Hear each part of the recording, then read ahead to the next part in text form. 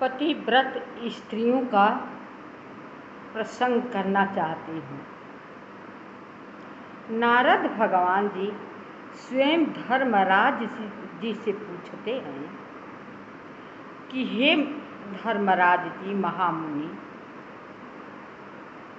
आप तो सबका अच्छा बुरे नीचे स्वर्ग लोक ले करके और मृत लोक में दोनों दिखते हैं।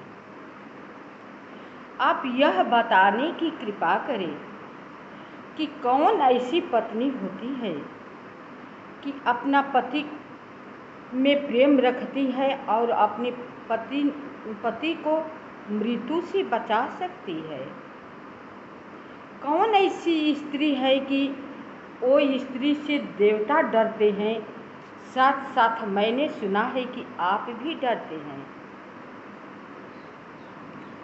ईश्वर धर्मराज जी कहते हैं कि हे नारद जी, आपने बहुत अच्छा प्रसंग छेड़ा है। ये पूर्णमयी बात आपने पूछा है। इसमें ज़्यादा पुरुष को कुछ नहीं करना पड़ता है, इसमें स्त्रियों की भूमिका निभाना पड़ता है। जो स्त्री पतिव्रता होती है वो अपने पति को काल ही क्यों न हो उसे हरा सकती है अपने तप के बल से, और अपने पति के काल के मुंह में से खींच सकती है। लेकिन वह स्त्री कैसी होनी चाहिए मैं बताता हूँ और आप सुने। धर्मराज जी बोले, जो स्त्री अपने पति के वचनानुसार चलती है वो पतिव्रता स्त्री कहलाती है। जो स्त्री अपने सास ससुर की भगवान की तरह पूजा करती है, उनका वचन का पालन करती हैं और अपने पति का हमेशा मुख देखा करती हैं कि कब ये कौन चीज़ के आदेश कर रहे हैं, वो करने पर तब तक तैयार रहती हैं, वही स्त्री पतिव्रता होती है। जो स्त्री अपने पति को, माता पिता को श्रद्धा भाव पूर्वक उन्हें भोजन कराती है, स्नान कराती हैं, उनका कपड़ा धोती हैं, खूब स्वादिष्ट अच्छे से उन्हें इच्छा अनुसार भोजन कराती हैं, शयन कराती हैं, शयन जब कर लेने के बाद उनका पैर दबाती हैं, और जब यह देख लेने के बाद पति खुश हो जाते हैं कि ये स्त्री मेरे माता पिता का सेवा करती है, तो वो स्त्री पतिव्रता कहलाती है। वो स्त्री से हम क्या, सभी देवता भी डरने लगते हैं। वो स्त्री अपने पति पर संकट आने ही नहीं देती है। उस स्त्री को देखते ही विपत्ति बहुत दूर कोसों भागती है। जो स्त्री 4 बजे भोर में उठ करके अपने झाड़ू बहारू करने लगती है, घर आंगन को साफ सुथरा रखती है और नहा धो करके सबके मन पसंदीदा प्रणाम करके आशीर्वाद प्राप्त करती है, उसे आशीर्वाद वो लगता है क्योंकि वो खुश होकर आशीर्वाद देते हैं। वो स्त्री से उनके पति के माता पिता खुश होते हैं तो इच्छानुसार वरदान देते हैं, तो स्त्री वो वरदान प्राप्त कर लेती है। जो स्त्री बगैर नहाए किचन नहीं जाती है, किचन और मंदिर का दोनों को उपाधि एक ही दिया गया है। जो किचन है वही मंदिर है। अंतर इतना ही है कि मंदिर में जाने पर भगवान की पूजा होती है अब किचन में जाने पर भोजन का सामग्री बनता है, भोजन बनता है सबको प्रसाद पाने के लिए। इसलिए किचन का और भोजन ये मंदिर का एक ही महत्व दिया गया है। जो स्त्री किचन भोर में साफ करके या स्नान करके किचन में जाती है और सबको प्रसाद पाने के लिए बनाती है शुद्ध मन से, वो स्त्री बहुत भाग्यशाली है।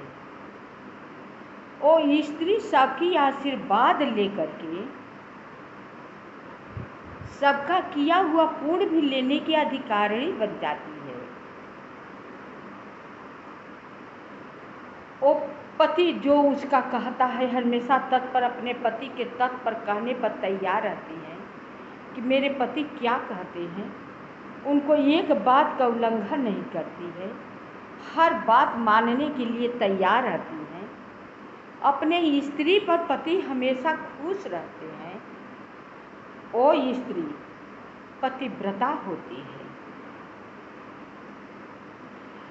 जो स्त्री अपने सास ससुर की सेवा करके आशीर्वाद प्राप्त करती है, वो पतिव्रता स्त्री कहलाती है। वो स्त्री साक्षात स्वर्ग को जाती है, ऐसे नहीं जाती है। उसके लिए पालकी आता है। 4 भुजा वाले भगवान विष्णु आते हैं। शंख, पद्म, चक्र, झलने के लिए पंखा आता है और साथ में चित्रगुप्त आते हैं, ये देखने के लिए कि ये कौन सा ऐसा कर्म किया है, कहीं ऐसा तो नहीं, कहीं धर्म करते करते इससे पाप तो नहीं बन गया, तो उसको हम भगवान को सामने दिखाएंगे, इसी के अनुसार उसे दंड दिया जाए। लेकिन ऐसी स्त्री होती है कि जब ऊपर स्वर्ग में जाती है तो उसको आवाहन करने के लिए, यानी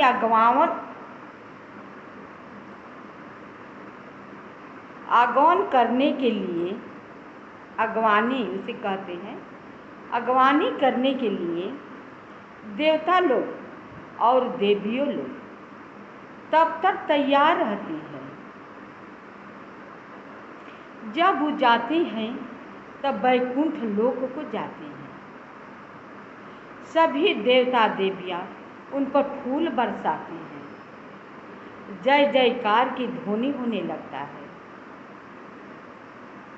फिर मन पसंदीदा उसे लोक दिया जाता है, उसे घुमा घुमा कर दिखाया जाता है कि तुम्हें कौन लोक पसंद है। स्वच्छंद वो स्त्री होती है, स्वर्ग में जाने पर भी उसे कहीं पर रोक टोक नहीं होता है। वो जहाँ मर्जी वहाँ जा सकती है, जिधर इच्छा हो जा सकती है, जिसको वो कुछ कहना वो कह सकती हैं, क्योंकि वो बहुत पतिव्रता है। वो स्त्री अपने पति को कष्ट से बचा सकती है, कितना न कष्ट हो उसे बचाने में सक्षम तैयार रहती है, क्योंकि उसे देवता सब डरते हैं। देवता सब तो डरते ही हैं, यानी जो सूर्य भगवान चलते हैं, सब संसार को उजाला करते हैं, वो भी डरते हैं। एक इसी पर कथा याद आ गया। ये भी कथा है कि एक निमि नाम का राजा थे। उनका पिता का नाम दशरथ था। अरे उनका पिता का नाम जनक था, तब पिता का नाम की वजह से उन्हें जनक रख दिया गया। तो वो बहुत पुण्य कर्म किया करते थे, पिता जैसे उनके पिता किया करते थे। अब वो लड़का निमि महाराज जब बन गए तो उसी तरह वो भी करने लगे। इतना वो करने लगे, इतना दान पुण्य करने लगे, इतना सब कुछ सेवा याव भगत में। तब तक दोनों राजा रानी तत्पर तैयार रहा करते थे कि धीरे धीरे अन्न का कोष जो है खाली होने लगा।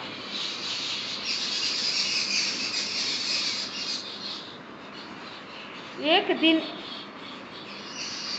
रानी निमि महाराज से बोली, हे स्वामी, अब धीरे धीरे राज का कोष खाली हो रहा है,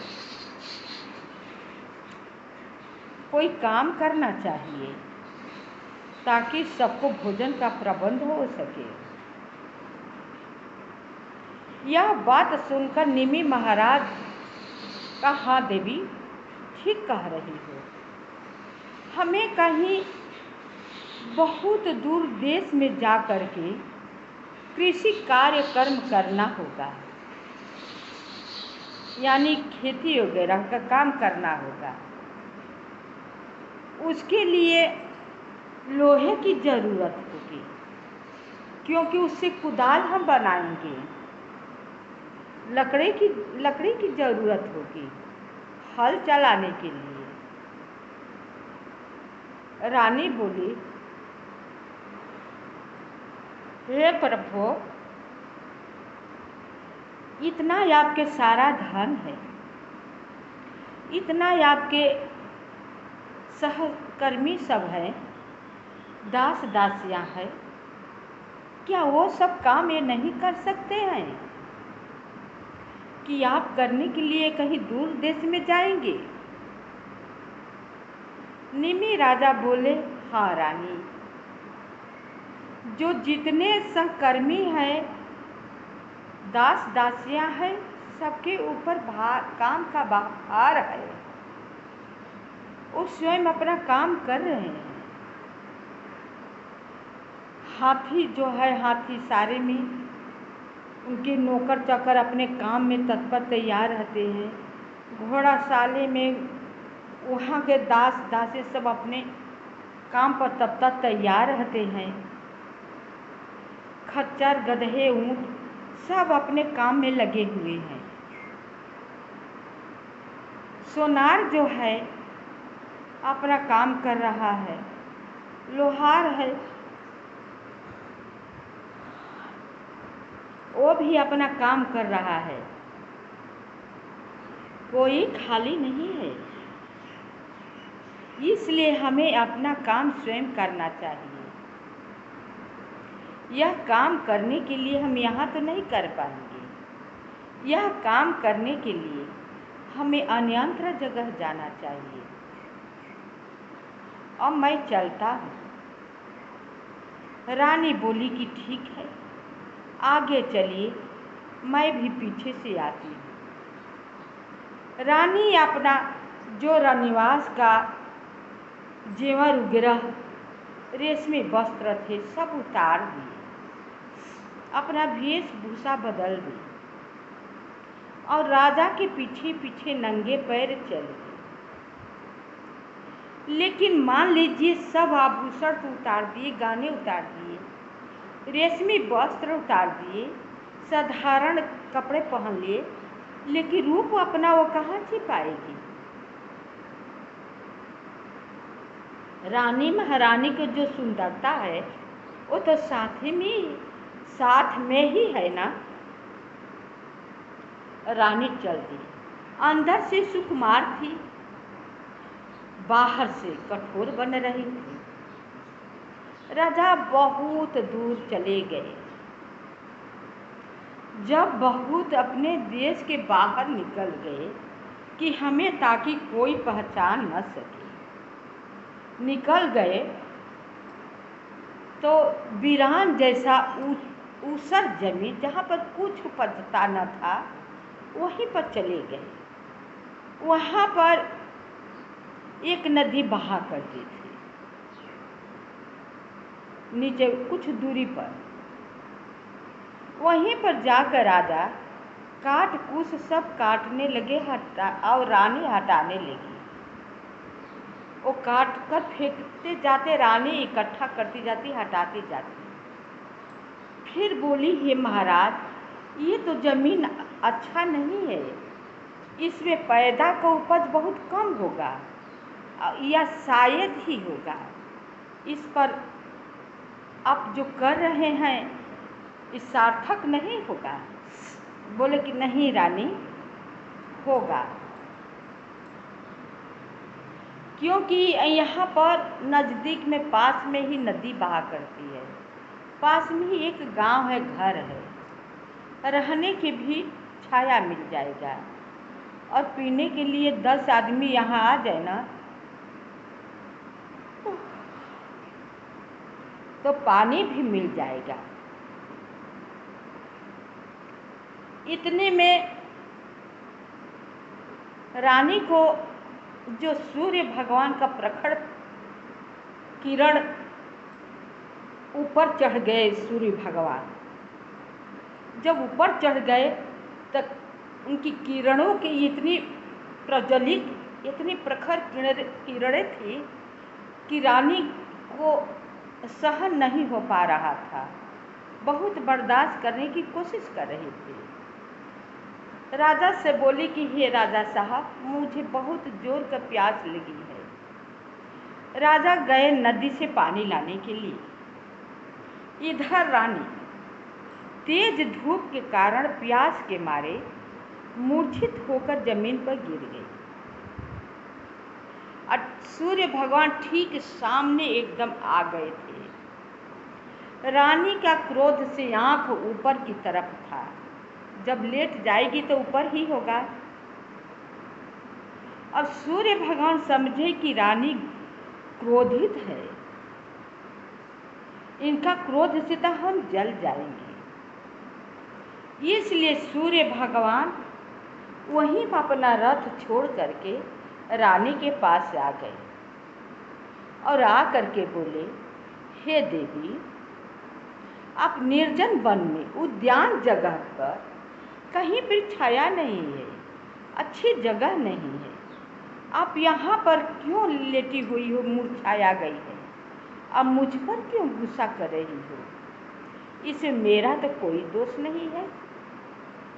इतने कह ही रहे थे तब तक से निमि राजा आ गए पानी लेकर के। रानी को अचेत हुआ देखकर राजा बिल्कुल घबरा गए और सूर्य भगवान को देख करके बोले, राजा सूर्य भगवान, आप यहाँ क्यों? रानी को उठाकर बिठाया और पानी पिलाया राजा साहब ने। सूर्य भगवान वहीं पर खड़े थे। सूर्य भगवान बोले, हे राजन, ये पतिव्रता स्त्री है, इनका क्रोध से मुझे बचाइए। गुस्से में मुझे क्रोध से देख रही थी, मैं जल जाऊंगा।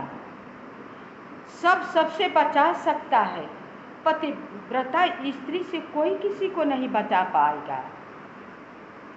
इसलिए हे राजन, महारानी से कह दीजिए अपना गुस्सा ये ठंडा करें, पानी पीकर शांत हो जाइए और पास ही के नगर है, गांव है, घर है, जाकर वहाँ पर इन्हें विश्राम करने को कह दीजिए।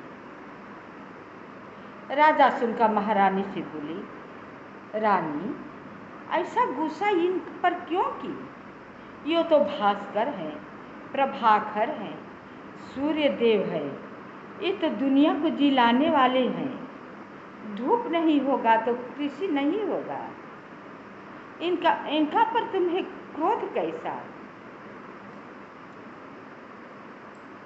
सूर्य भगवान बोले, हे राजन, ये रानी है, ये मेरा किरण, दोपहर का किरण है ना, प्रखर किरण मेरी हो जाती है, ये सहन नहीं कर पाई, इसलिए मूर्छित होकर धरणी पर गिर गई और क्रोध करके मुझ पर देखने लगी।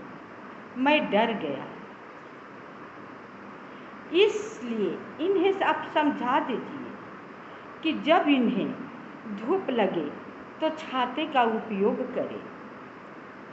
इनका कोमल कोमल तलवे पूरे लाल हो गए हैं, लगता है तांबे का बर्तन है। इस तलवे में इन्हें जूता चप्पल का प्रबंध है, आप कीजिए। इन्हें शाम के समय छाया हो जाता है, उसमें काम करने को कहिए। या सुबह मैं निकलता हूँ तो ठंडी ठंडी मैं रोशनी लेकर निकलता हूँ। मेरी किरणें से जहाँ पर व्याकुल होती है, इन्हें सुख की अनुभव होगी। उस समय उस स्थिति में यहाँ पर आप लाइए। इन्हें बचने के लिए मैंने उपाय बता दिए। राजा साहब यह बात सुनकर प्रसन्न हुए। बोले, हे सूर्य भगवान, आप सभी को पालन करने वाले हैं, आपको मैं कोट कोट प्रणाम करता हूँ। आप जाइए, आपको कोई क्षति नहीं होगी। फिर सूर्य भगवान बोले, राजा भी बहुत महान विद्वान धार्मिक महाराजा थे। बोले, हे महाराज, आप यह मुझे वरदान दीजिए कि कोई पतिव्रता स्त्री हो या सामान्य स्त्री हो, मुझे स्त्रियों से भय न रहे। क्योंकि स्त्रियों कोई रूप में न हो, वो चाहे ना तो किसी को अपना साप देकर के भस्म कर सकती है। उसका साप को कोई काट नहीं सकता है। हे राजन, आप यह मुझे वरदान दीजिए कि हमें किसी प्रकार की भय न हो। आपकी गर्मी लगे तो छाता का उपाय कर लीजिए। पैर जल रहा है, आप जूता का इस्तेमाल कीजिए। अब मुझे बहुत दूर जाना है, जाने की आज्ञा दीजिए। इस पर राजा निमि ने हाथ जोड़कर प्रार्थना की कि हे प्रभु, जो आप कहे हैं वही होगा। आपका कोई स्त्री से कोई भय नहीं रहेगा। आप यहाँ से जा सकते हैं। सुखपूर्वक आप अपना मार्गदर्शन कीजिए। रानी को उन्होंने बहुत समझाया। तेज धूप तुम्हें बर्दाश्त नहीं होता है, बिना चप्पल के आई हो, कांटे कुसे चुभ रहा है, तुम्हें बर्दाश्त नहीं हो पा रहा है, क्यों आई? आई तो ठीक की, कष्ट करना चाहिए, लेकिन सूर्य भगवान पर क्रोधित क्यों? किसी पर क्रोध नहीं करना चाहिए। क्रोध नाश का घर होता है। क्रोध चाहे तो किसको जला दे, क्रोध चाहे तो किसको।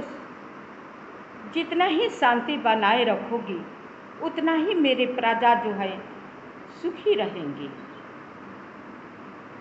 हे रानी, अब चलो, शाम हो गई, घर चलते हैं, अगले दिन फिर आएंगी। यह कहकर के राजा और रानी दोनों अपने महल की तरफ चले गए। तो कहने का मतलब, जब आपका अपने कर्तव्य से आप मुंह मोड़ लेती हैं, मेरा कर्म क्या है, मेरा कर्तव्य क्या है, मुंह मोड़ लेती हैं, तो आपका दुख होगा। सभी स्त्रियों के मैं कहती हूँ, अपने को कहती हूँ, तभी दुख होता है। पुण्य जो है क्षीण होने लगता है और पाप इकट्ठा होने लगता है। जब वही पाप पूरा हो जाता है, कहने का मतलब घड़ा भर जाता है, तो दुख में बदल जाता है।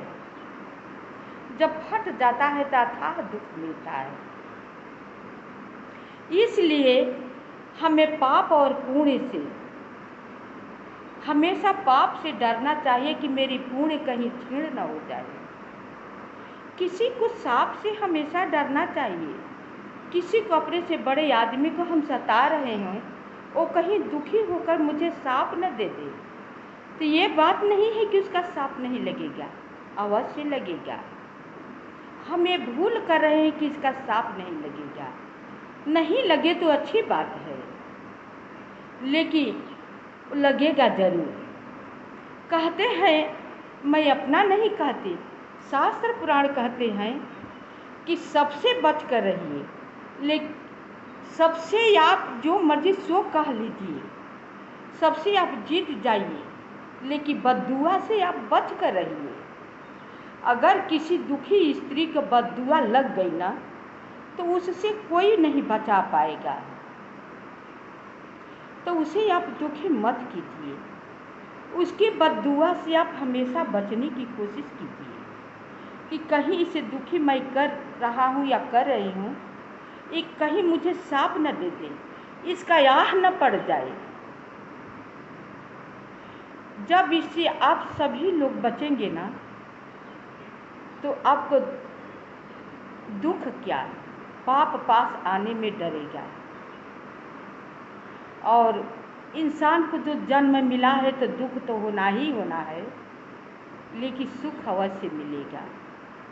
लेकिन सुख के जगह पर ऐसा मत करो कि दुख का नसीब हो जाए, वो दुख में बदल जाए। मुझे बहुत दुख से डर लगता है, आप सब भी डरिए। पाप से मुझे डर लगता है, आप सब भी पाप से डरिए, क्योंकि जब पाप होता है तो दुख ही देता है। अब किसी के बद्दुआ होती है तो दुख ही देता है, वो सुख नहीं देता है। ये ज़रूरी नहीं है कि तुरंत मिल जाए। आज ही आप किसी को मर्डर करेंगे तो तुरंत आपको फांसी की सज़ा नहीं मिलेगी। तुरंत चोरी करेंगे तो तुरंत धन नहीं हो जाएगा, मिलेगा, लेकिन उसका भी समय के आप इंतज़ार कीजिए, हर चीज़ मिलेगा। प्रकृति किसी को नहीं छोड़ते हैं, केवल समय के इंतज़ार करते हैं। हम अपना करके भूल जाते हैं, उनका बही खाता में जो लिखा होता है याद रहता है। बस समय की घड़ियाँ गिनते रहते हैं। जब उसकी घड़ियाँ नज़दीक आ गई ना, तो आपको चेतावनी भी देना शुरू कर देते हैं। शेष भाग अगले कथा में। आप सब पूरा कथा सुन लीजिए, आपको ज्ञान मालूम होगा, अच्छा लगेगा, क्योंकि आप सबका पुराण नहीं है आप सबके पास, और न पढ़ने में मन लगेगा। अवाट बाट देखने से आप कथा सुनिए, पुराण की कथन सुनिए, आप सबका भला होगा, ज्ञान होगा,